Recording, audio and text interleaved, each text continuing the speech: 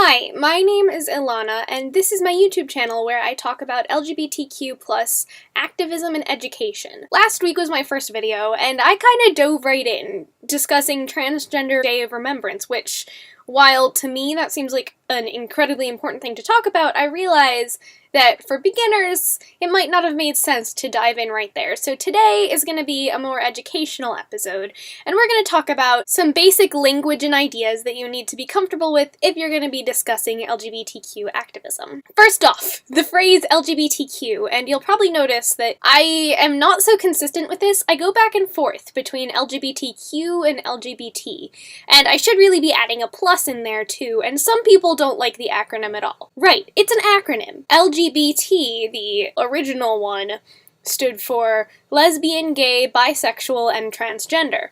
But of course, we realized there's a lot more than just lesbian, gay, bisexual, and transgender, and so referring to this community as just LGBT didn't make much sense. So next the Q was added. Some people think that it stands for questioning, others think it stands for queer. I personally go with queer because I feel like it's an important umbrella term that needs to be involved. I'll get to that more later. People continued to add letters, an I, an A, a P, so many letters that it was just this one big acronym, and so conventionally these days there's a plus added onto the end that basically says, and all these other identities. That doesn't seem so fair to people whose identities aren't included in the acronym, so a lot of people use other terms, like, as I mentioned before, the word queer. Now, for a significant chunk of time, the word queer was used as a slur. In more recent times, members of this community have begun to reclaim the slur. That is a thing that a lot of communities will do. I'm not really comfortable giving examples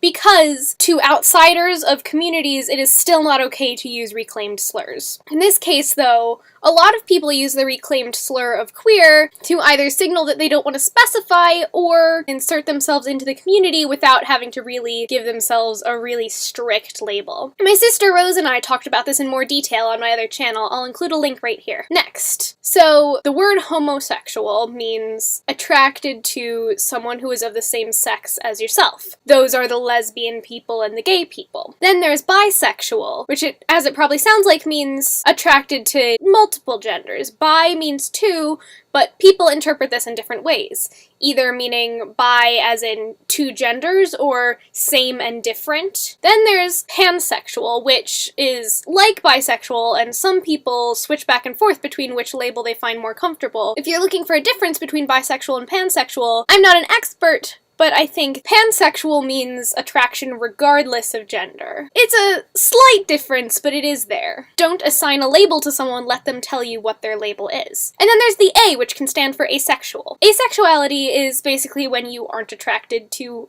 any genders. Sexually, that is. The A can also stand for aromantic, which, as I will get into now, means you aren't romantically attracted to any genders. The ideas of romantic and sexual attraction are actually pretty separate. Though a lot of people's romantic and sexual orientations are the same, for some people that's not the case.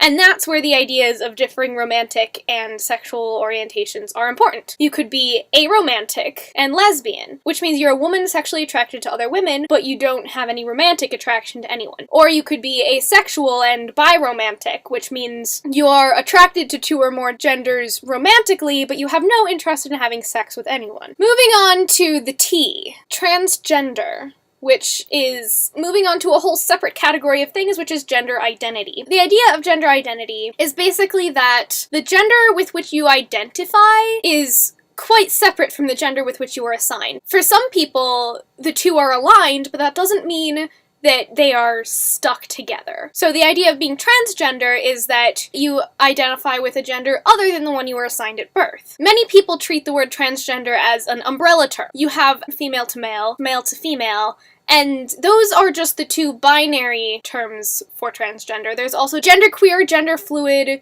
agender, and so many more that fall under the umbrella of non-binary, which, again, many people place under the umbrella of transgender. It's so complicated, and this is really just an introduction. I'm sure I've missed a lot of things, but this is already quite a long video, and so I think that any other things might go in a introduction part 2 type video. If you notice anything that I left out that you want me to include in the future, or if you have any questions, please let me know down in the comments, and I'll be sure to include them in the introductory part 2 LGBTQ video. So that's about it for now. I really hope you enjoyed this video, and I hope you found it educational and helpful. I would really appreciate it if you could share this video and this channel so that I can get my message and my channel off the ground. Thank you so much for watching, and I will see you next week. Bye!